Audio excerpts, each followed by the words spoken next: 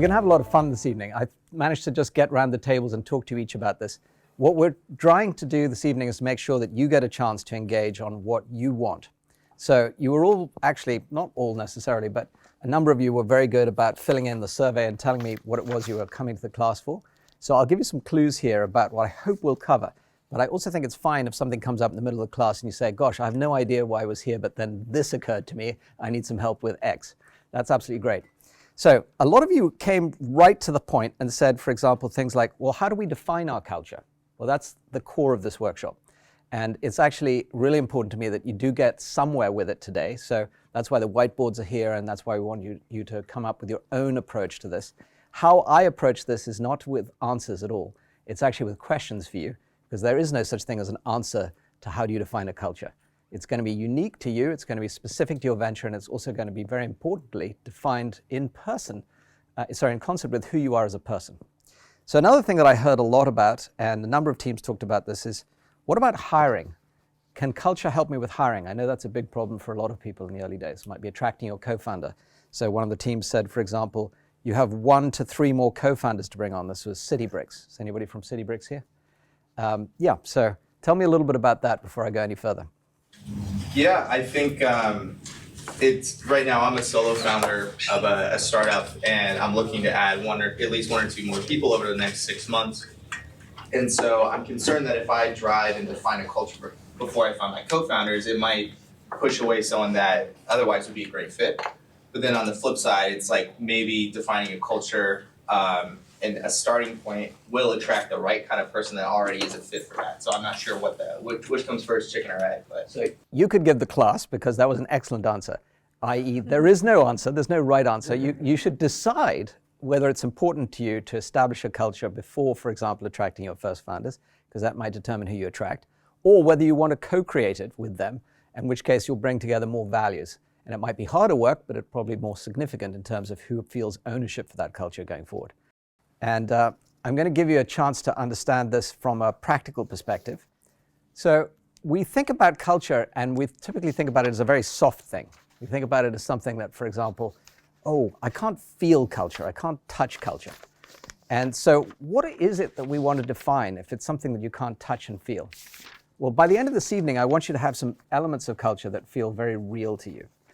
So anyway, I wanted to give a couple of examples to get you going, because the point here is this. There are no answers, but there is an important outcome here, which is it matters that you have a culture. And I'll tell you why right up front, which is if it doesn't get defined by you, it will be defined on its own. And you might not like this answer, but it could be a bacteria, that kind of culture that you wouldn't want, that would infect your company in the wrong way, that would not attract people, but on the contrary would actually make you unproductive. So define it as early as you possibly can is the answer that I will give up front. The rest of it is up to you. So why are vision, mission, and culture important? First of all, there are some elements of culture that are very tangible. So one of the most important ones of these is having a vision and mission that is clear about what you're trying to do, so people who want to engage with you, and any kind of stakeholder wants to engage with you, is clear what you're trying to do. Otherwise, why would they get involved? And if you think about it, the ultimate extreme, this is a customer. Why would a customer engage with you if you're not clear what you're doing? If you're not clear what problem you're solving for who uniquely well, how are they going to engage with you? If you're all over the map. So that's a fundamental thing. It's just as important as hiring, of course, because if people don't know what your purpose is and they can't relate to it, how are they going to get excited about it? And you want them excited about it and compelled to not just join you, but then contribute to it. So it's very fundamental to selecting the right people. So let me give you a counterexample so you can think about this evening too. If you didn't put any vision or mission out there, it's the classic story of any road will get you there if you don't know where you're going. So it's very problematic in that regard. Likewise, if you don't have a culture defined and you start hiring people, what criteria are you going to use for hiring those people? Well, sure, you can do things like experience, knowledge, and skills. But if you find out that they're fundamentally different in their values about things like honesty or trust, that's a real problem, because you might end up with a very disparate kind of set of energies in your company before you even get going. So that's why this is important. And if we get it right on the positive side, it should really help you in your execution in building the business. It should bring focus, because everybody's clear about what they're doing. It should bring alignment. And somebody brought this up, actually, so I'll get to it straight away. ConnectEd. Who's here from ConnectEd? Okay. You said something very important. This is a perfect example of why this is important. You said you want to bring everybody onto the same page. Is it Gulnaz? Yes. Tell us a little bit about why you think that's important. So I think now Connected has been working for 2 years, and now we're having like 2.0 version, and still we always like every 6 months have the question of where we are going, and like every team like needs to understand what we are doing again, and like what is our ultimate mission to be on track and like to speak the same language internally and externally. Perfect. So what Gulnaz just said is the reason why this is so important. If everybody is not clear about what you're doing and they're not on the same page, and they don't have the same language even about how they talk about it, you're going to find your energies are very quickly, literally wasted in all these different ways that people could, for example, go off. So that's a perfectly good example of why alignment's important. What about Agora? Anybody here from Agora? Yes. You said something very important. You said you wanted to align your teachers with the right culture, but you didn't know how to do that. So tell me why you think that's important.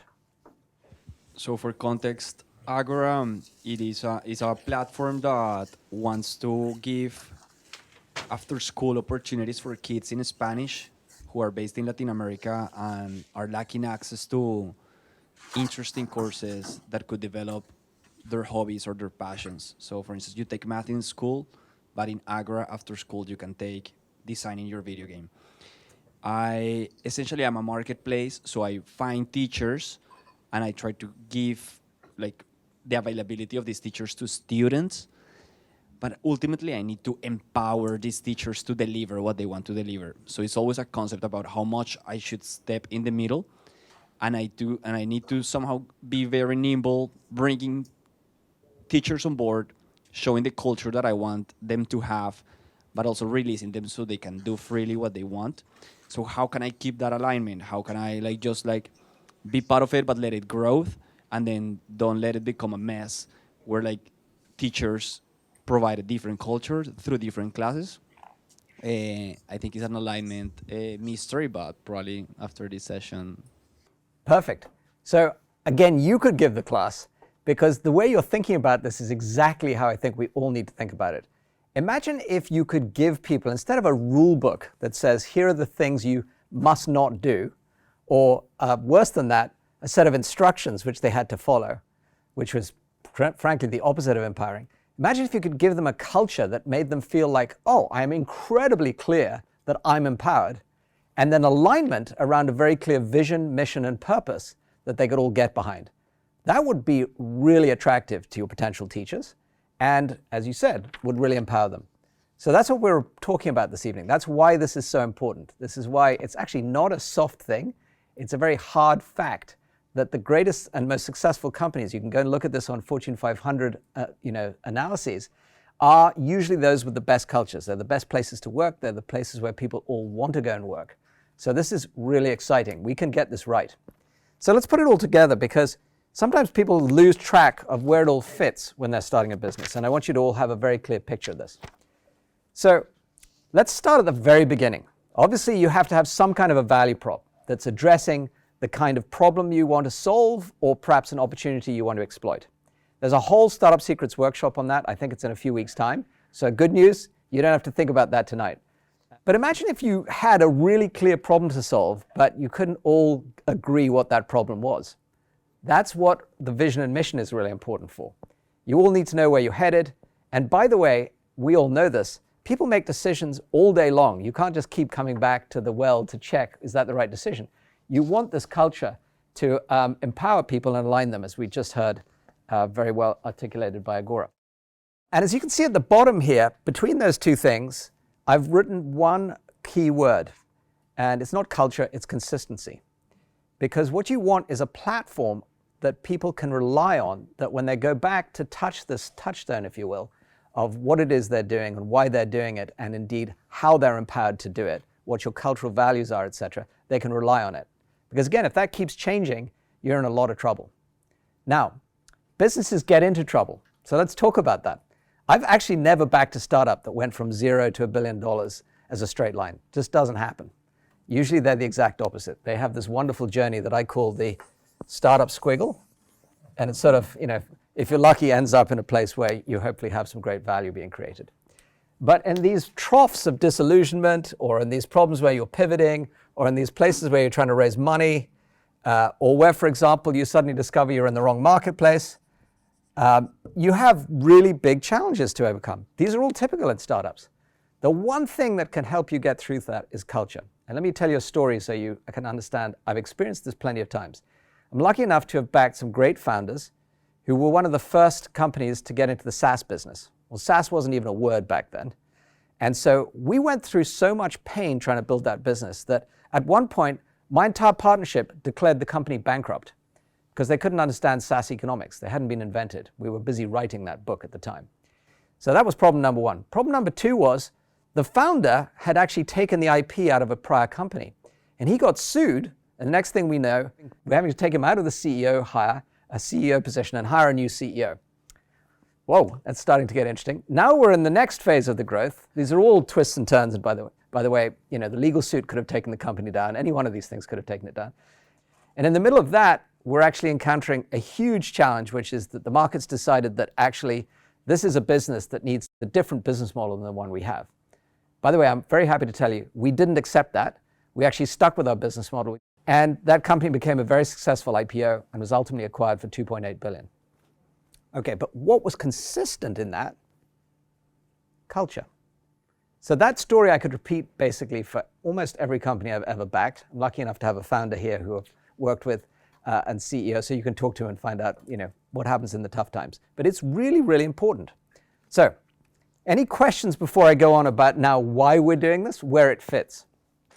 So is culture something that once you are able to describe it and articulate it, do you then codify it? Do you, how do you bring it from, it's now this thing that we know into the actual world that you can feel, see, touch? Excellent. So if I haven't answered that question before the end of this evening, and you can't tell this class what the answer is, I've failed. So do we codify it? Is it something that we should be able to feel, see, and touch? All right. So I'm going to start you. Oh, yeah, at the back. My name is Giovanni.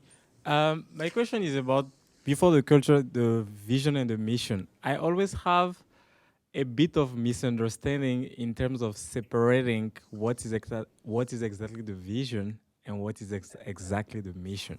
Because I feel sometimes they kind of go hand in hand. So can you, based on the history, state your previous vision and your previous mission so we can have it clearly established? Okay. No. So I told you I wouldn't give you answers, but the reason I said no so strongly is that, honestly, some of the biggest, most successful companies in the world merge those two things, talk about them one way, talk about them another way. It doesn't really matter. I'd almost replace them with the word purpose. What are you trying to do? But we're going to talk about that tonight. So again, after we finish the class, tell me whether we've helped you figure this out. Does that make sense? All right. Thanks a lot. Mr. Giovanni? Yeah. Great. Pleasure. Okay, so let me keep this rolling because I don't want to make you late this evening. And by the way, if I'm going too slow, you can also do this. Totally fine by me. I don't take anything personally. I've learned a long time ago that I'm here for you. So, good news. There is nothing you need other than yourself to start figuring out how to define your culture. Because actually every culture starts at the top and usually with obviously the founders, the people who create the basis for the business in the first place. So I'm going to ask you all now to just stop and think about a really easy question, which is, what are you uniquely qualified for? Now you're all looking at me blankly. Wow, I don't know. Well, let me give you the good news. You already know you're all unique. You are not 1 in a million. You're not 1 in a billion. You're 1 in 8 billion. You are unique. So just think of, on your personal whiteboard, one thing that you think you're uniquely qualified for. And it might be based on your personal experience. It might be based on your past job that you've done, something you've been educated in, or anything. But there is something about you that's unique. We know that. Now you just pull out one word. Don't think too hard. Let's just get one from each table. So on this table, do you want to pick one? What's your word? My word is building. Say more. It's kind of a play on words because I have a lot of experience in real estate. But also, when I work in teams, I've often been told that I have a unique strength in like when other people come up with an idea, helping refine and build it instead of just like when we're brainstorming, like building off of someone else's work. Fabulous. Say no more. What a great example of something that feels unique but personal to you. Okay, I'm going to guarantee nothing other than some point that's going to come up in your culture because that's who you are. It's authentic to who you are. So this is how easy it is to come up with culture. You just have to look within to start off with and say, what are you unique at? Okay, this team was, oh, you're doing great now. You've come along very well. You want to pick one? My word is connecting. Because one thing I think I'm good with connecting with people, but also connecting others together. When I think about my strengths in my past job, it was being a great manager and having people come up under me that were outperformed me. And I do think that part of that was connecting with them, finding their purpose, and making sure that I invested in their individual goals. Wow. So whether you start something or join something, every startup needs you. So I'm actually going to stop here because we already have two great examples and we don't need more. You're getting the point, which is that everybody has something, whether it's something they've experienced or somebody's told them that they feel, oh, this is me. This is kind of one of the values that I, espouse or am seen to be doing or known for. That's a great starting point for you to start thinking about your culture. So now I'm going to challenge myself. Does everybody think they could figure out at least something, even if not right now, that's unique about them? Anybody who doesn't? All right, good. Then you are off to the races on starting to define your culture. One of the things I'll tell you, though, is there's a word on here that is the one that I think people pay very little attention to in startups, which is grit. When the chips are really down, your cultural strength is going to come through. So your ability to see people for what their strength is and connect them and promote them is going to be a hugely important thing in whatever you do. I don't know anything else about you. I just know that. Your ability to help people build on whatever it is was an idea or something that you're working on is going to be a strength for you when things get tough. So again, these things are all connected. I'm not just raising them because they're sort of, ideas. They are all connected to how you build your culture to sustain your business. One of the things that you've done here is an exercise in this room. But when you get together with your next 2 or 3 founders or the next 2 or 3 hires, I'm going to encourage you to do the same exercise. Now, can anybody tell me why? I already gave you the answer. It was one word. What's that? To define the culture as a team. That's definitely true. But I gave you a word. Go ahead. To have consistency. Bingo. Thank you very much. Because imagine if you hired 3 people and, by the way, you didn't check on the way in that they have the same cultural values as you, and then they're not subscribed to something that you really care about, like building or connecting. That's going to be a problem. It may not be a problem on day one, but it will become a problem down the road. In fact, what I'd like you to think about is a graphic. Imagine how quickly a degree off course becomes a mile. Well, you're going to be in business typically, on average, startups are 7 to 10 years minimum before they get critical mass to go public, for example. 7 to 10 years down the road, if you're culturally misaligned, you're going to be all over the place. So your first 3 hires, man, you better get really clear about that they have the same values as you, that they care about connecting, they care about building, or let's pick another word. Who's got a word here? Solving. This was you? Yes. What a great word. Tell me about solving. Well, essentially, someone hands you a problem that they're not sure if you can solve, and then you learn to break that down into smaller problems, and everyone can solve small problems. You're going to be an awesome founder too, if you're not already. I mean, that is one of the biggest challenges that people face is problem solving. Honestly, there's never a day that goes by that I don't have some problem to solve. And if you can break it down into small parts to help people figure out how to make it digestible and solve it, awesome. So your name is? Kale. Kale. C-A-L-E. Oh my gosh, that's way too simple. All right, so Kale is another example of somebody who can bring that value instantly into what it is you're doing. Do you have a venture already, Kale? No, not yet. Okay, great. Well, I want you on whatever team is problem solving, to state the obvious. And that will be pretty much anybody. So let's go to vision next. Oh, sorry, question? When you say talk about these values with whoever you bring into your company to make sure that they're on the same page, is that sufficient? Like, can you know somebody's values just by talking and you know for sure? Because like sometimes somebody just says, yeah, I agree with that, but they may not actually, or they may not feel about it as strongly as you do, or use the same words as you. So I'm going to challenge you to answer your own question. So what do you think? Oh, man. Well, I'm thinking like maybe you'd have to find out a way to like make it less abstract. Like if there's something that you can create, like a question that isn't just like, do you believe in X? Or like, if you were in this situation, what would you do? Wow. Awesome. Okay. You just nailed your own answer, frankly. If you can come up with a question that will draw out of somebody what their values are or what they would do, for example, to problem solve, you're going to find out very quickly whether they think like you. Like if their answer is, well, I'm not a great problem solver and I don't really care about that. I mean, you know, that's a bit of an obtuse example. But this is the essence of hiring, is not to tell people what your values are, but to try to extract from them what it is they believe in and why they believe in it and how they behave in situations, just as you said. Now, there's a whole workshop on this, so I'm going to pause here and just say you got started in a great way. Hi, I have a question about the activity we just did. So I'm going to use the board as an example, but so what happens when you think you're unique in a space and what ends up happening is maybe you're unique in one space, but for example, we're both in the GSD and I did not know that. So I wrote designer and artist as my two unique talents, and assuming maybe he's a good designer and a good artist too because he's in the GSD. So yeah, just uniqueness in different spaces. Okay, this is just such a fun question, and I want to keep us on track, but I can't resist it. So I'm going to give you the one key principle here, which we started with, which is, are the two of you the same? Are you the same? Are you the same people? Maybe, I don't know. You don't look like it to me. How much is your background the same? I used to be an architect. Same here. Okay, great. So we keep going with this question. So do you come from the same country? Well, I'm from India. From Korea. Okay, perfect.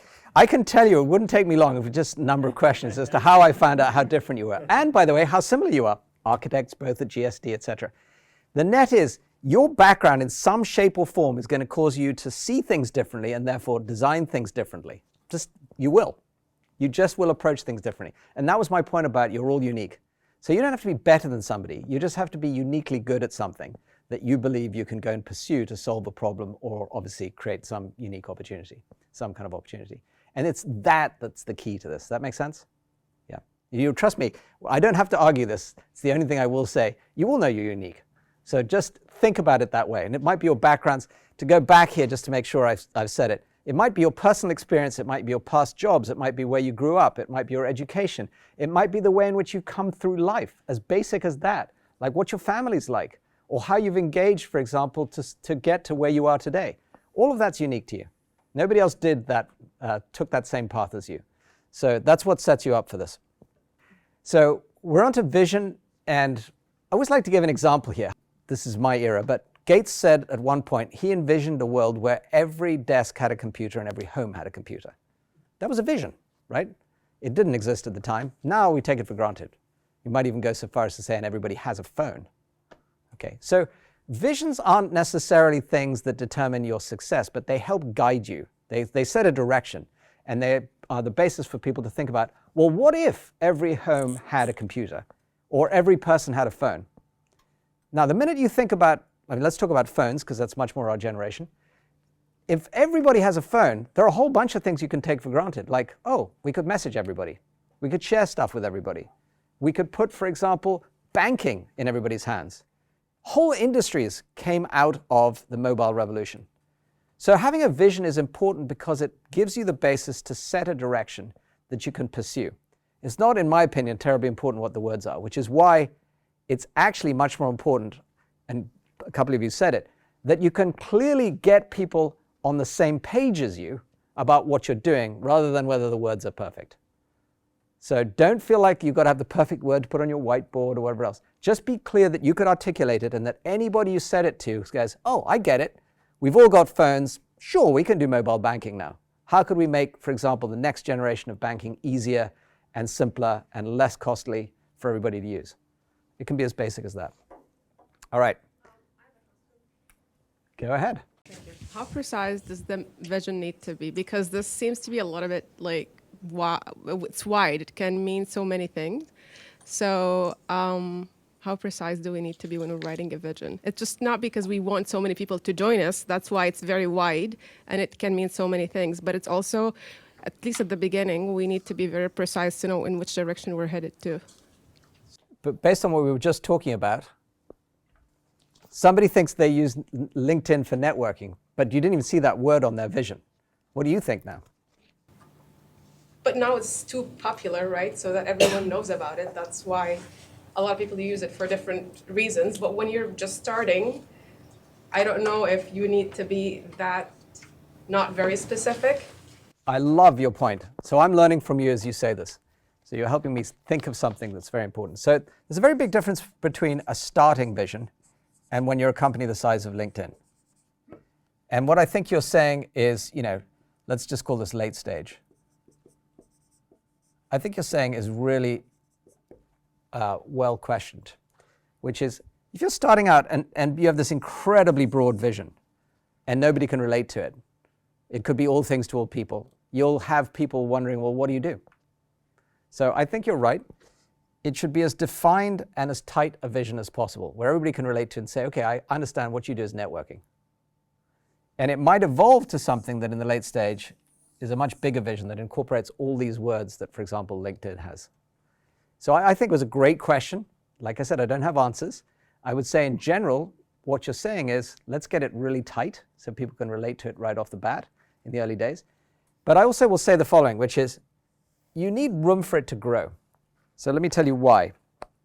If a customer felt like they were buying a feature from you, and that feature only did one thing, which was networking, they'd question, well, where are you headed? Because I actually want to keep doing business with a company that can do all these things, create economic opportunity for me with every member of my workforce, of my global workforce. That's when they go, okay, great. This company's got a nice feature, networking, but they've also got a vision for how I could work with them for years to come because they're going to empower my global workforce. So I think vision is important on both levels. Make sure you hear that. It's not an answer, it's a position I'm taking, which is start somewhere simple where everybody can be clear what you have. That's usually what I call a value prop rather than a vision. Be clear where your vision could take your customers and, for that matter, compel your employees and your team and everybody else to stay involved with you for the long term. That's why that diagram was literally a sort of a map with the cultural consistency underneath it all. Does that make sense? So developing your vision. Here's the good news. We've already started this because each of you has defined what you are trying to do. And you've got your own basis for example, a value proposition. And now you've got some values that you think are important. So developing your vision is really what we've just mapped out here. It's thinking about, well, where are you starting as a founder? What problem are you uniquely able to solve? And then what is it that you think over time you're going to be able to do to lead a marketplace? So it's almost like read the top line of the slide and read the bottom line. And what I would say is as follows. You often don't know, and that's okay. Visions do evolve. You might start out with a clear, for example, sense that you're going to address this market and realize over time that that market's different than you first thought. It evolves. Technology changes, so your customer patterns change. And so you need to evolve your vision. That happens all the time. But what's important is to keep having one, because again, otherwise you won't be clear about what direction you're trying to go. So let me just give you all a chance to actually get involved in this exercise. And I'm going to give you a very, very simple thing. What is one element, just one element, that you'd like to have in your vision? And it might be something as basic as, I'm really clear I want to have this happen in my venture. Or the thing I work on is going to have this impact in the world. Or it's going to make this difference or this change. So just one thing, and again, put it on your personal whiteboards. I notice a lot of you are hesitant to just say what comes straight to you. I had this experience over here, and you had a great answer for me. So do you want to share what it was? Sure. So I already built a website it targets misinformation. It's related to the head and neck surgery, and my vision is behavioral change, because if people can relate to misinformation and then go to the website and get credible information, then in the future they'll know that references are very important when they read any information on the web, and they shouldn't just listen or read on any other sources without getting some sort of credibility. So what I'm looking for is behavioral change. Great. So Giovanni, here's an example of where a vision could be a mission. So your vision is actually just as good as a mission. My mission is to get behavioral change, so all the other things you said happen. Make sense? Okay, great. So Victor also gave me an extremely good example. So I'm going to have the dialogue with Victor. So he wrote down one word, which is guidance. So I said, well, what guidance are you going to give? So let's have the dialogue in front of everybody. Well, the idea I had was when people look at my vision that I wrote them down, they would get guidance from the statement. So they'd get guidance from your vision. So I said, what guidance and for what purpose? And I said, because I'm building a data-driven nutritional recommendation app, the vision I have is for people, for the global population to use my app, and they will have, they can prevent a lot of disease from happening.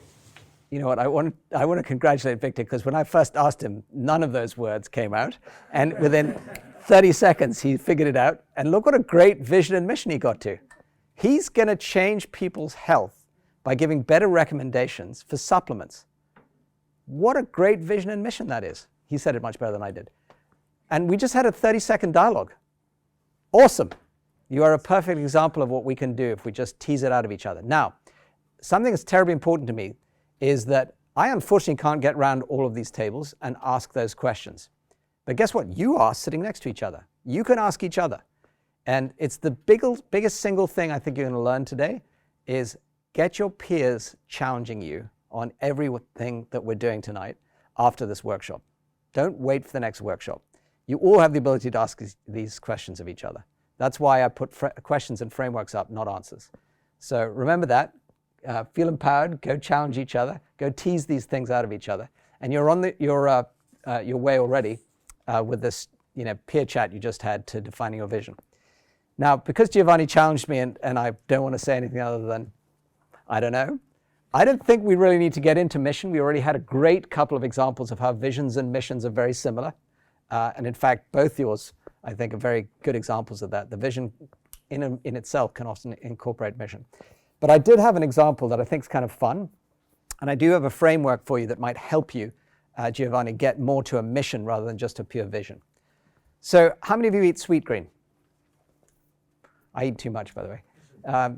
But what's interesting about their mission is it has nothing to do with why I go to them. Like I don't go there because they're trying to build a healthier community by connecting people to real food. I could care less about that. Actually, I go there because I think it's healthy food. So sometimes these things are so grandiose that they're kind of unrelated. And they have a few things, though, that I did like when you broke it down. So one of them is that they have core values that guide actions and that aim to empower, that word that we talked about earlier. That also includes not just their customers, but their team and their partners. And I like all of that because great visions and missions do actually empower everybody. I said it earlier, stakeholders, the entire stakeholder group that's involved should be feeling compelled by your vision and mission. And then they say how they're doing that, which is, they're building a transparent supply network so people can say, okay, I see it's healthy. You can see transparently where we get our food from. That's cool. They cook it from scratch, so they're not relying on anybody else. So then, clearly they hold themselves accountable for that. And they're building a community, which is cool. They don't need to go into more detail than that.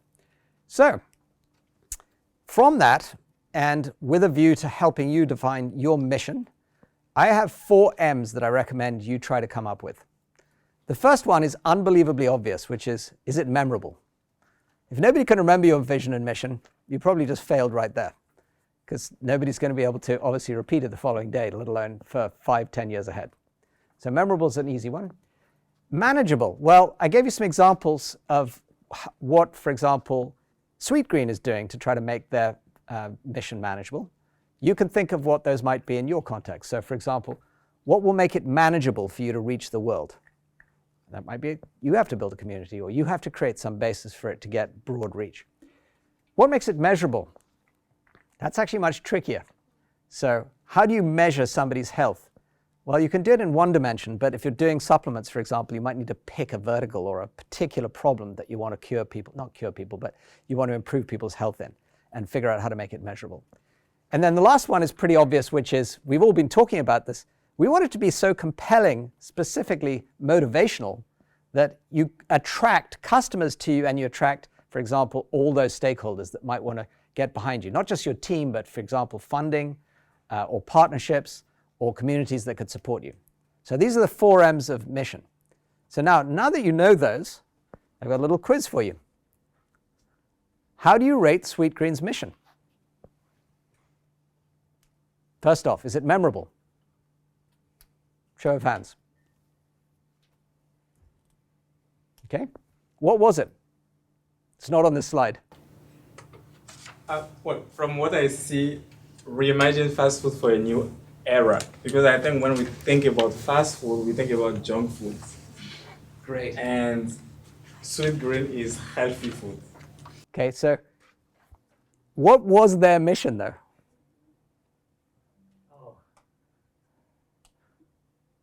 Anybody remember it?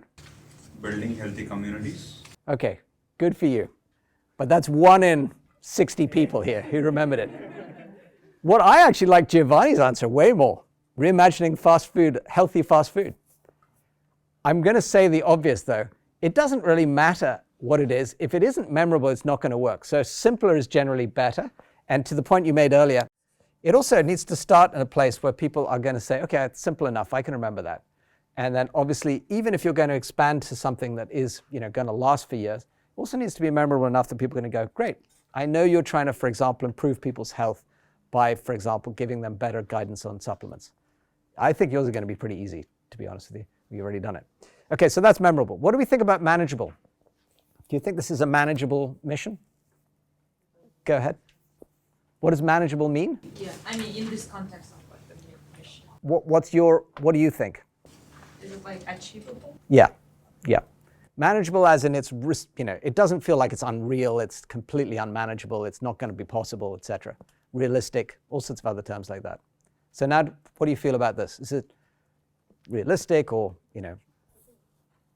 yes? I would say it's realistic because we've entered an era when lots of people want to be healthy, and it takes time to make healthy food. Sometimes I feel, thanks for letting me know about this because I would love to try it out. Usually all I have is like junk food available. Yeah. Right. Yeah. So what's neat about this is I think it's manageable too. And everybody here is starting to relate to one word, which is healthy. Which, by the way, might be the great example of reduce this vision and mission down to something very, very measurable that is all about health. Anyway, so that's great. What about measurable? How are they going to measure whether this vision and mission is working? Anybody think that they have an idea? Yep, go ahead, Razan. Sounds very dreamy because it's like, let's change the world. Right. So I don't know how this is going to be measurable. How are you going to change? How are you going to imagine how people are reimagining the world and how exactly, in which way they're reimagining it? Yeah, great. Well, I'll give you a vision mission that seemed equally bold, but now we all take it for granted. Those of you who may remember Google in the early days said, our vision and mission is that we will basically make all the world's information accessible. Seemed crazy, but now, what do you do when you have a question? So that obviously was pretty manageable. And by the way, can they measure it? Yeah, they have the best damn measurement systems on the planet. Every time we type in a query, they're measuring what the query was and who did it and where was it from and how are they using it. It's like very achievable. So if you do this right, you can actually come up with some very good things that are all of these 3 M's. And then the last one we already talked about is it motivational? Well, that's obviously a personal judgment. But a question I'd have is, any of you want to go work for Sweetgreen, like immediately? No, you're all founders. You've got other better things to do. But anyway, this is the point. You do want that reaction, by the way. You do want somebody going, wow, I really care about health enough that I want to go work for Victor to solve that problem, because the supplements business is huge and there's a huge amount of waste and problems associated with it. I'm motivated. Please talk to me. Bingo. Bingo. Good for you, Victor. All right. So Giovanni, did we make it clear why vision and mission may or may not be important to merge, but what they are? Yeah. Thank you. If you could come and tell me why afterwards, that'd be great. I think my issue right now is I can merge both, but at the same moment, if I have to think about LinkedIn, what's the mission of LinkedIn? That's why I picked it up, because it's so vague in my opinion. I just don't like it.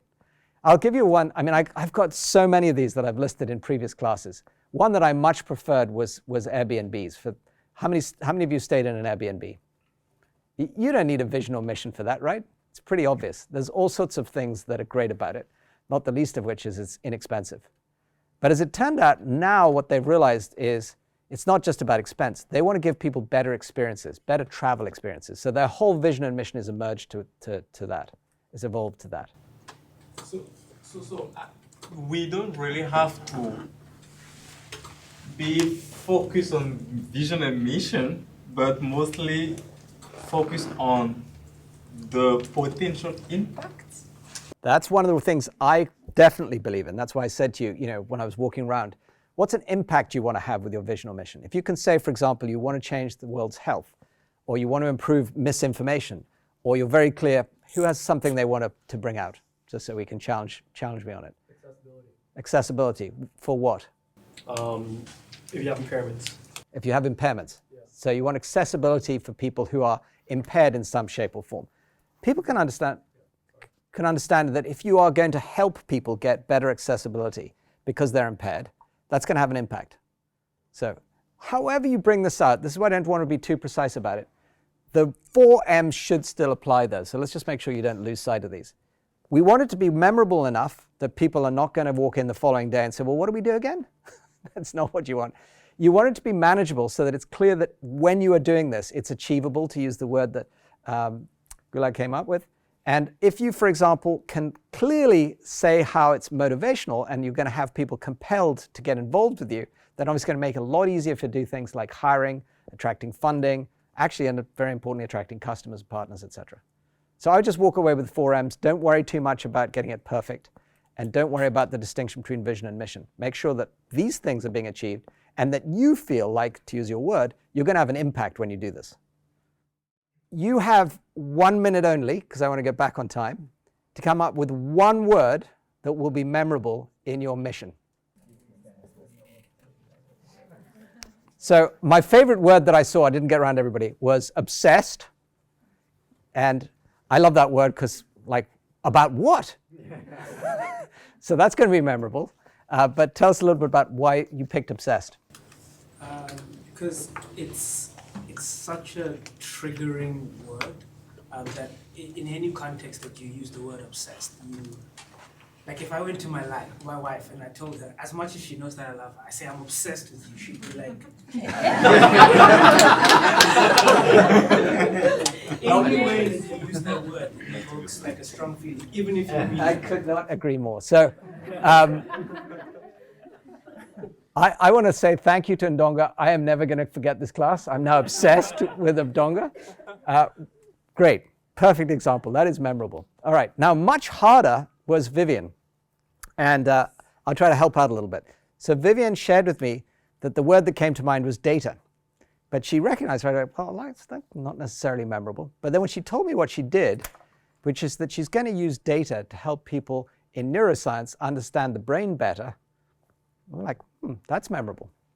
So I'm not going to give you the answer to what you might pick, but I'm going to ask your peers to work with you and say, gosh, that's something that's really interesting. Everybody would love to understand the brain better. It's still one of the least understood parts of the body.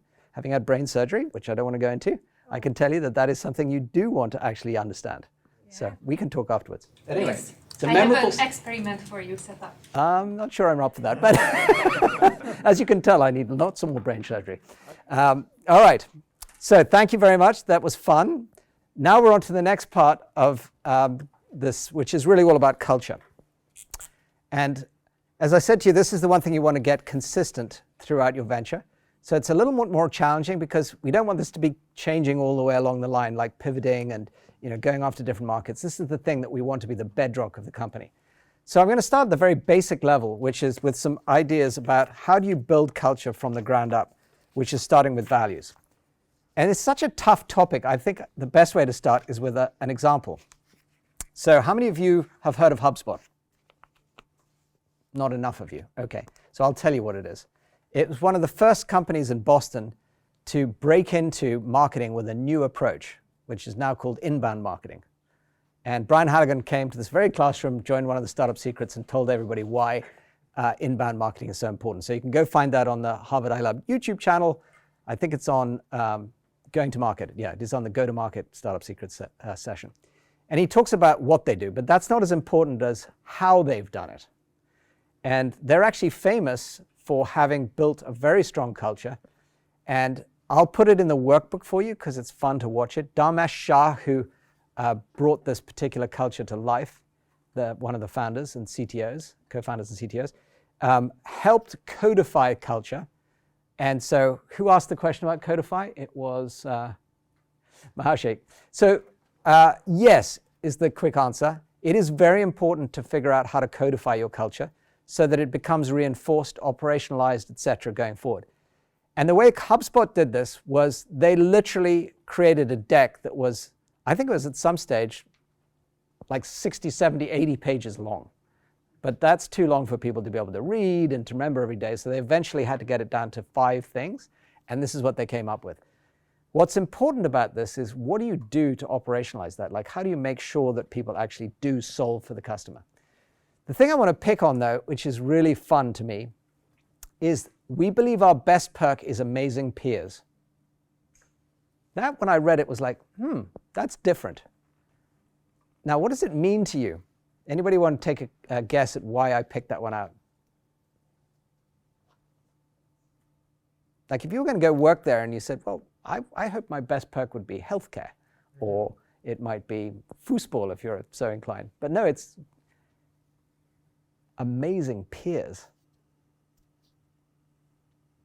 Go ahead, Victor. Well, I guess your peer is the number one reason people are leaving the company. So I guess if you have an interesting peer to work with, where you can brainstorm new ideas, where you can rely on, and basically everything else relies on peers, like long-term impact, autonomy, accountability, transparency. It's all goes back to what kind of people you're working with every day.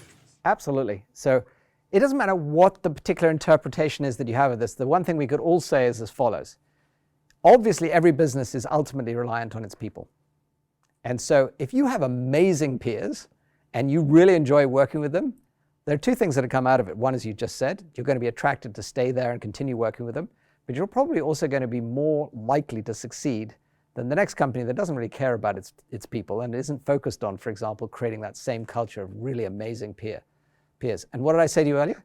You're all amazing people. If you can peer with each other and help each other, amazing things can happen. So I found that to be a very good example of a differentiated culture that feels actionable. If we can really focus on, for example, building a company where we have amazing peers that can solve problems, that can build, etc., together. So the basis on which to start building a culture is to identify your values. And a few pointers here. We've already talked about some of the things that you think you're uniquely qualified for, or that you have as a unique background. Now I'm going to ask you a very simple question. What is one value your company needs and why? And before you answer this question, let me give you some clues. There are some things that you've probably got to live through, like these hard times I've talked about, where you're going to need this value. What is that? What do you think you need when you really get in a difficult situation? What's going to be really important to have in your company that can get you through this winding path I drew? So that might be one clue. Another clue might be something that you share with your family and friends and you say, whenever I tell this story about my venture or my company, this always comes through. They always say, seems like you valued this. Might be making a difference. It might be improving health. It might be building. It might be anything like that. But it has to be authentic to you.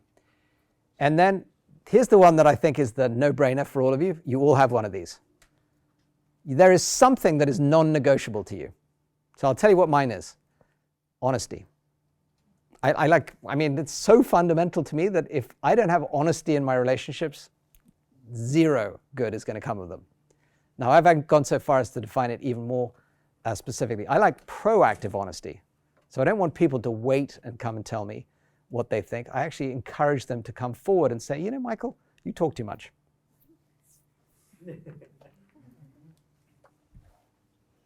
So, I said I talk too much. Your turn.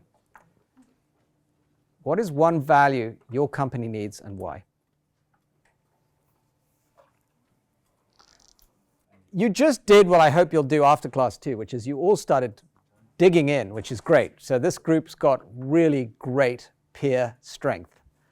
What I saw was a whole bunch of you starting to think about things that you cared about. Look at the boards. They're fantastic. Grit and serve, passion, dignity, value mental health, ownership, empathy, networking, EQ, integrity again, money. Let's see. Okay, that matters. That matters. I'm not going to judge any of this. Care was right underneath it. Pretty cool. This board is fantastic. Passion, optimism, honesty, fairness, growth mindset, open-mindedness, boldness. Wow. Incredible team. I don't know what you're going to do, but it's going to be awesome. And then what a great human set of values over here. Empathy, resilience, credibility. So just look at this team, this group rather. In a few moments, you very quickly came up with some values you all care about. Now, by the way, the hard part is they might all sound great, but how do you pick one or two that you really think are absolutely critical? Because people can't remember 30. You need a few. So I'll give you an example of how tough this was for me starting a new venture firm. I absolutely had one vision and mission, and it still hasn't changed, which is I want to change venture for good. There's a double entendre in that. And it's intentional. I really do want to change venture for good. And the way in which we do it is using a community, which is a model designed to bring the very best people at the right time for a venture to play, depending on what domain or stage or function you need them. And I learned all that from open source. It's all great. But how do you reduce that down to a value that we're going to constantly, you know, sort of play to? And we came up with many to start off with. But we only have 4 now, and one of them, I'll tell you, is actively evolve. Why is that important? Because I realize that every day we get up, if we actively evolve to listen to what our founders and entrepreneurs need, and their world is constantly evolving, for example, you know, where they are in the stage of their venture, what market they're addressing, how that's evolved, and we can actively evolve with them to understand how to help them, we might change venture for good. So that's just an example of how I related these things. Now, the good news is you've got some great values up here. So all you need to do now is think about how those will evolve to support your vision, your mission, the way I just described it with you. And that's a dialogue you can have as peers. It's a dialogue you can have as co-founders. It's a dialogue you can have with anybody. And I encourage you to do it. I'm going to go back to one key test for you. If you had to only pick one, just one, and now the exercise is go up and circle on your board which one you will need when it's really hard going, when things have gone wrong. You're in the depths of despair or the trough of disillusionment. What's the one value you just got to have? Okay, circle one on your board. We've got some really good discussion going on in the room, which is so much fun. And one group just can't even figure it out, which, by the way, tells me they're going to have a problem working together as a team. And by the way, I'm not joking when I say this. This is what goes on. This is the real world, right? If you can't agree on basic things like what are the values that really matter to you, you're going to struggle to work together when things get tough. Because you'll argue about, well, do we care more about honesty or boldness, for example, or optimism versus growth mindset? Actually, those might fit together. Anyway, that's the reason this is such an important exercise. And it's also why it's so important for you to get on the same page that we talked about earlier, and why it's so important to do this early, because if you attract people who have completely different considerations, it's going to be a challenge for you. But the good news is, look what we came up with. Ownership, This team's so clever. They took 2 of their values, must be marketing in there somewhere, and came up with empathetic resilience. Okay. Integrity over here, and I think integrity over here too, right? Can you just say why? Because obviously that's something that's pretty fundamental. One of you want to speak to it? I think if you're doing the right thing, even when things get hard, it will work out. Especially if you have a team that's relying on you and you take shortcuts or do something unethical, that has trickle-down effects that impacts their lives, their families' lives. So just thinking about those long-term and short-term effects. Excellent. And so what I love about that is, honestly, any team that could say, we have deep integrity, or whatever your way of expressing it is, so you can rely on everybody on this team to have that, you know you're not going to worry about anything other than, okay, so what problem do we need to solve? You're not going to be thinking about, oh, do I trust this person, or can I think about, how I'm working with them? No, you're just going to get straight to building or problem solving or whatever else it is. Fabulous. And the last one here is grit. I love that because it takes a lot of grit, persistence, many other things. Somebody else came up with it. This team came up with it too, to get through all these steps. So if you have grit and integrity and you're empathetic and and you both came up with integrity, give us one word. Just try one more time. What would it be? Passion. Passion. Awesome. Okay. Passion's one of those things that you can't, if I'm not embodying passion now, telling you what I really care about, which is you, innovators and entrepreneurs, breaking through and doing stuff, I don't deserve to be up here. It does take passion. It takes passion and grit and integrity. So you'll come up with your 3, 4, 5, whatever it is. And if you do the work you've been doing this evening, they'll be memorable and you'll have all sorts of great things that come from that. So well done. Great, great work. I'm really impressed. So I have a bit of a joke here, which is often I teach at MIT, for example, and I'm dealing with engineers in the room. And they just don't let up on this question. Like, these are all soft words. What do they mean? How does this actually work in practice? So I finally came up with this phrase, which is, culture is really like establishing an operating system for your company. It's to empower your people, though, as opposed to run your apps. And if you have a crappy operating system, no apps run on it. So engineers can relate to that. I describe the culture as the same thing. If you have a crappy culture and nobody understands it, and they can't relate to it, and it doesn't feel real, and it's not authentic, and you don't live it, you're not going to empower your people effectively. So that's the bottom line. But I have some other startup secrets for you. And by the way, this name Startup Secrets, just to make sure you understand, my goal is that there should be no startup secrets. Like everything we could possibly expose that will help you accelerate your venture, we should get out. That's the reason this class name came about. So this startup secret is something that I hope you'll see from this next slide. So let me put the slide up and then see what you can guess. So I hate remembering 9/11 for obvious reasons. It's a horrible image. And in the heat of that moment, a company called Enterprise Rent-A-Car, still around today, had a very interesting moment. People did not want to rent cars the way they traditionally rented cars, which is two-way rentals. Because guess what? All they wanted to do was get out of New York. What did Enterprise do? They said, hell yes. You're our customers. You need to get out of town. Here's our one-way rental. Go for it. How do you think that made the customers feel? Pretty obvious. Great. Do people remember Enterprise Rent-A-Car for that particular moment? Anybody who did that day? Absolutely. And that's what you want as a culture. You want a culture where, and this is the startup secret, when you're not looking, when you're not thinking about what the circumstance could have been, where something comes up that was completely unexpected, your team does the right thing. That's a powerful culture. And the really important thing about it is, most of the time, you don't want to be looking. You're trying to empower your team. You want them to feel like they know what the right thing to do is. They're going to act with integrity. They're going to have resilience. They're going to show passion. They're going to care about the customer. All these things, when you put them in a good culture, not only empower your people, but they enable you to do really great things that make a difference in the world. So that's what I think about as culture and the basis on which you can really make a difference. So rather than call it in my terms, now you've got a chance to think about this in your terms. But I will just give you one simple thing to think about here. We've already discussed how you as a founder have certain values, things that are non-negotiable to you. So integrity, for example. If you have that, that's a starting point. Now you've got to attract other people around it.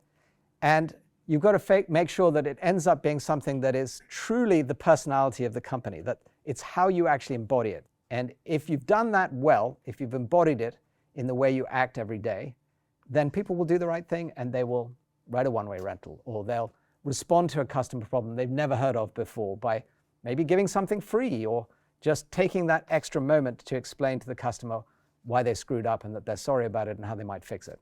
Those are all the things that come out of this. And the reason that I bring this up at this point is because there's a framework here that I think you can use. You need shared values. We just talked about that. If that team literally was going to start a company, that would be the first thing I'd ask them to do, is go figure out, okay, you've got a whole bunch of things up there. What are the shared values between you? They don't necessarily all have to be the same. Guess what? We're all different. So we're not saying that we should have a normalized culture. I actually think it's really important to have diversity in your culture. The more different opinions around the table, for example, the more different backgrounds, the more likely you are to be able to represent the world at large, which is incredibly diverse and has all those different opinions. So you want that. So we're not saying, no, it's all got to be one thing. We're saying they need to be shared, though. And you need to have some guiding principles amongst you, like, okay, we may all come from different parts of the world. We may have different religions, creeds, whatever it is. But one guiding principle we have is, and now I will pay homage to HubSpot and many of the other companies who know this, which is we're going to solve for the customer, or put the customer first. Now, you thought that was easy, right? I'm about to challenge it. Which comes first, your team or your customer? There's absolutely no answer that is right here. No answer that's right. What matters is how you're going to explain it. So, our team in the top left has decided to redeem themselves. We're going to have to give you a name, by the way. What do you want to be called? Divided. Okay, somebody gave you your name. That's what happens. Culture gets defined by, if it isn't defined by you, it gets defined by others. So, the divided team, would you like to tell us how you got aligned?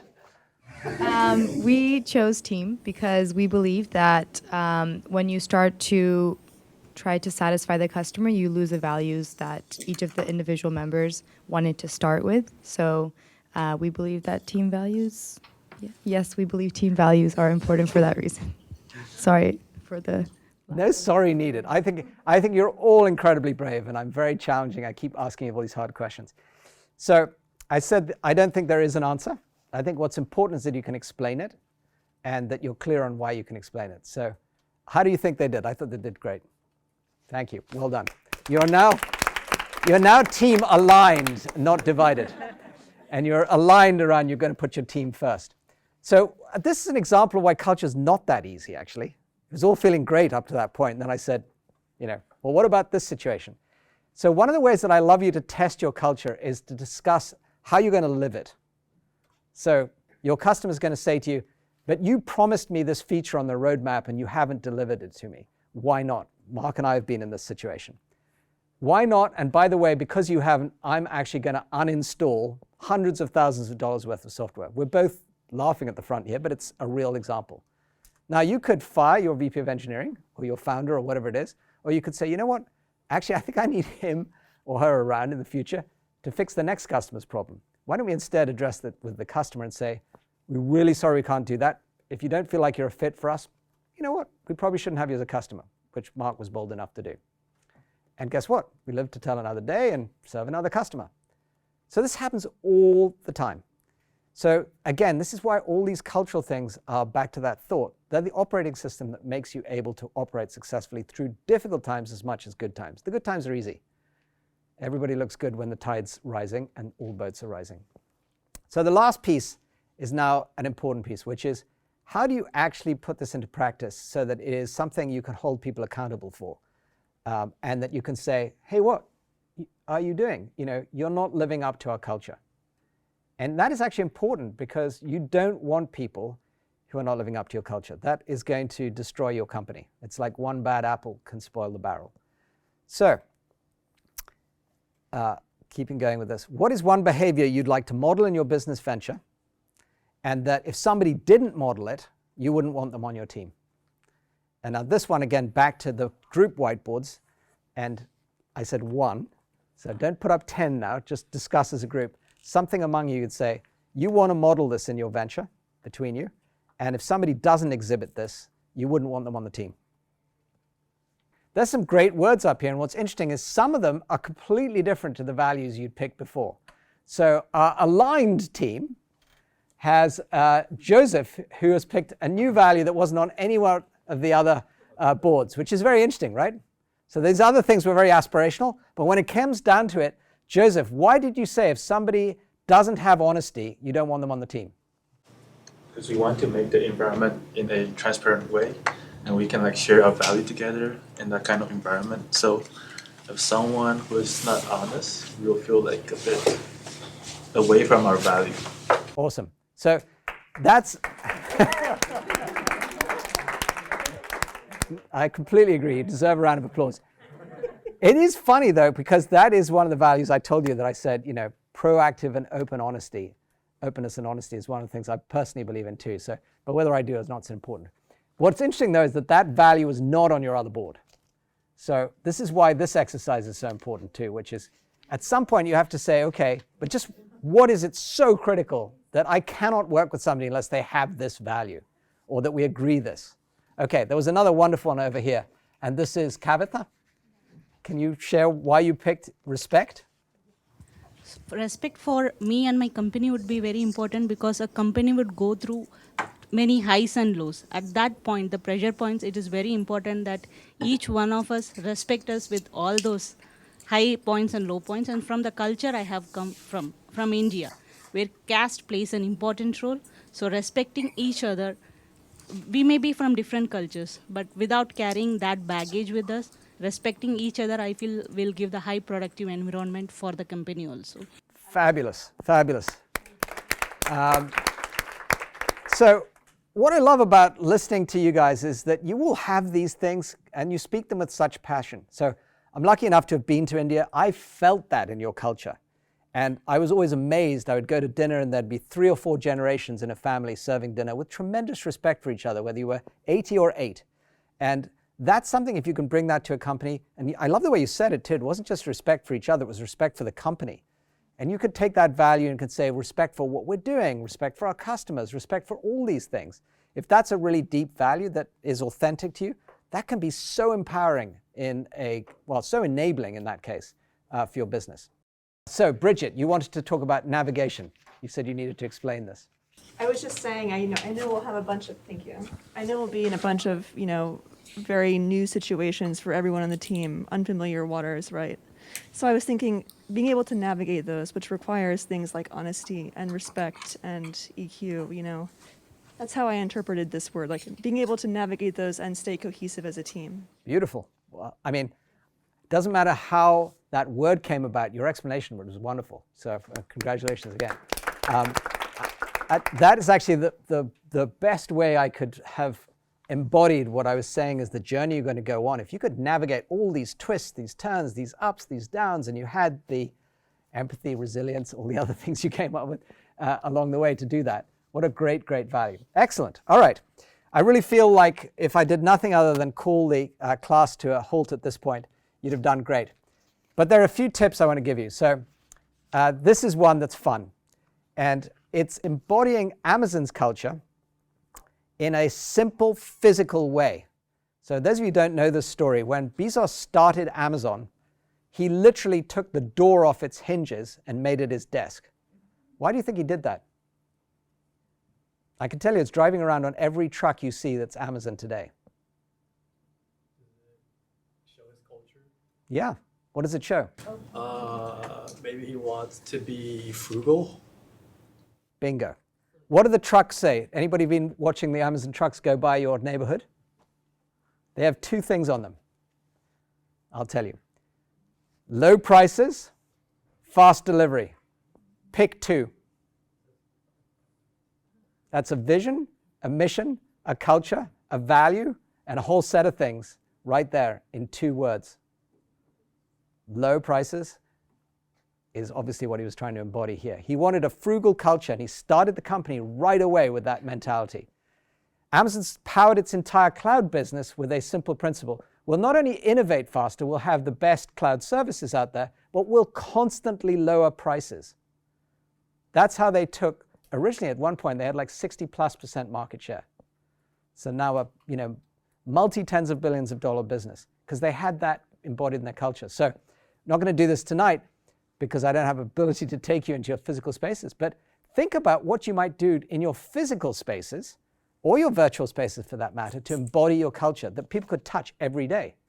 There it was, the door. Nobody at Amazon forgot that. All right, so this is back to operationalizing it. And I think, Magashi, you asked about this, so we're going to hit it again, which is, it should be something you can relate to, that's personal to you, that's things we've talked about, that you can engage in, that you can act on. So you can always reduce prices, for example. You can always improve delivery. Actually, Amazon used to have a third thing, and I think it's still there, which is infinite assortment, infinite variety. So there's always a choice for you. So what's exciting about this is you can also do this, again, with a framework in mind, which is if somebody doesn't know what the right thing to do is, and you've said, look, it's either faster or cheaper, then you know what the right thing to do is when there's a decision like, how should you serve this customer? Well, we should either make it faster for them or cheaper for them, or give them more selection. So it can be very clearly embodied into what you do. And you saw the example with now Amazon with that example. You've seen it with HubSpot in terms of how they want to solve for the customer. You've seen it with Enterprise with the way they empowered their employees. And we could probably keep talking about examples, but the point is to test yourself to say, okay, when there is no obvious answer, what would somebody do? And I already gave you this startup secret. It enables you to do the right thing versus the easy or obvious thing. And it should be possible when you're not there and you don't have a rule book or anything else. Here's one that's an anti-example for me. How many of you use Facebook or now Meta? Okay. This is their set of operating principles. I got nothing against Meta, by the way, at all. I mean, I'm a user of it. I think it's a great company. They've done amazing things for the world. But when they say keep people safe and protect privacy, you're all laughing. I don't need to say anymore. So now, if I say Apple and privacy, what do you think? You're all nodding your heads. They fought the government. They took them on. They said, no, you cannot hack our phone. Sorry, we're not going to give you the back door. What are they advertising the iPhone for these days? Privacy. It's one of the key things. Face identification.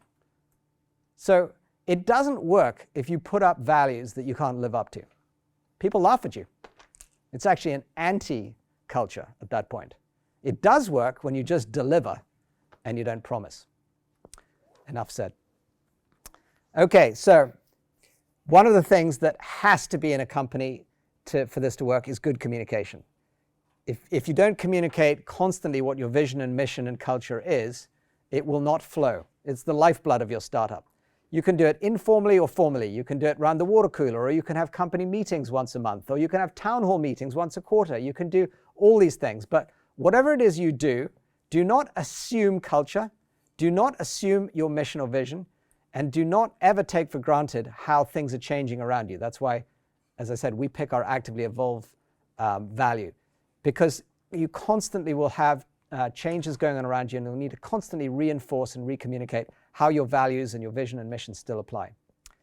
So there's a great example of this. You'll find it in the workbook and on the slides, and I encourage you to read about it. GitLab. They have a great way of actually talking about communication. What does it mean? How do you get your message out in the right format through the right medium?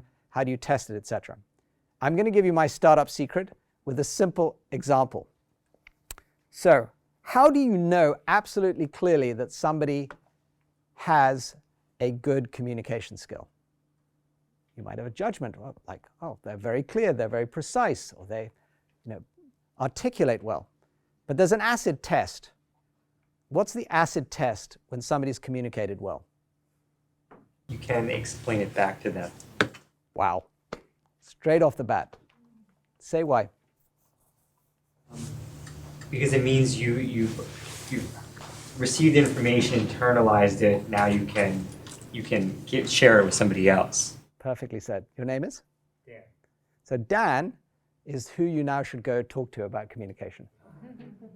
No, it was perfectly said. The truth is, there's really no way of feeling that you've been successful at communication. You have to test it. You have to feel like somebody could authentically communicate back to you with as much fidelity as you could possibly expect. So 100% fidelity would be ideal, exactly what you just communicated. Which might not just be the words, it might be the intent, it might be the feeling, etc. But that's the measure of good communication. Thank you, Dan. So it's an easy thing for you to do. You can test it every day. What do? We send out surveys all the time to our founders or to our entrepreneurs. I think you had to answer one recently, Mark. We send them out to our investors. We send them out to everybody we talk to regularly to say, well, are we doing what we thought we were doing? Is our message getting through? And if we hear it back differently, which we often do, by the way, we go, well, why? What are we not making clear?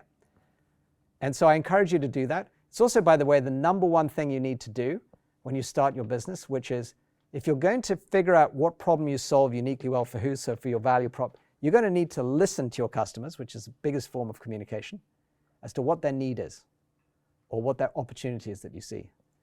And you're going to need to test that communication with them by saying back to them, I heard your need is X. Did I hear it right? If you can't start there, you're going nowhere. But if you can start there and you can listen, which is, as I said, in my opinion, the most powerful form of communication, and you can hear your customers' needs or pain points or the opportunity, you're onto something strong that you can build on. Okay, so how do we reinforce this? Well, I like to have a bit of fun. We gave examples of the door. There have to be substance to this. There can be things like you reward people, but it's also how you reward people when things go wrong. So do you reward people for failure? Actually, I think it's a great thing to do, because you're never going to get a breakthrough if people aren't trying to do things that have never been done before. And if you're trying things that have never been done before, you're going to make mistakes. And you want to fire somebody for doing that? Or do you want to reward them for trying? I know which I'd pick, but that'll be your choice. And then, do you want rewards to always, for example, come from the top? Or do you want to have peer rewards? Do you want to encourage, peer communication and peer acknowledgement? At Underscore, we made the cheapest form of reward system you can possibly imagine. It costs us nothing. It's a virtual system. We let everybody on Slack give each other tacos. And you can give each other a taco anytime. There are only 5 you get to give a day. But we're all giving each other tacos for having looked after that particular entrepreneur and found them this person. Tacos for the fact that you supported your teammate when they were in a difficult situation. Tacos for a mental health solution you came up with for one of our founders who was stuck with a kid at home. We're giving tacos all the time. And by the way, as a result, at the end of the month, we don't have to actually figure out who should be what we call a kick-ass team member. We just look at the number of tacos they got. Super simple. Costs nothing, incredibly easy. Just an example to give you some fun to think about. Okay. Has to be authentic. You can't just borrow mine, start giving out tacos if it doesn't mean anything to you. The reason we picked tacos, by the way, is because one of our team absolutely loves tacos. She can't get enough of them. National Taco Day to her is more important than any other day in the year. So it's authentic to us. And the bottom line on all of this is you have to live it. You have to walk the talk. It's defined by you, and so you have to lead by example.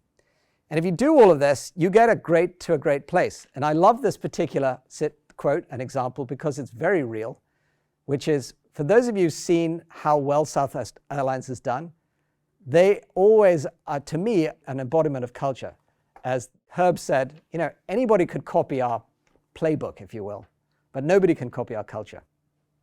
And that's what differentiates them. And that's true for lots of companies when you get to think about it. You'll have your own favorite example about it. So to bring it home and put all this together, this is really about finding this platform of cultural consistency, which along with your vision and mission can lead you to where you want to get.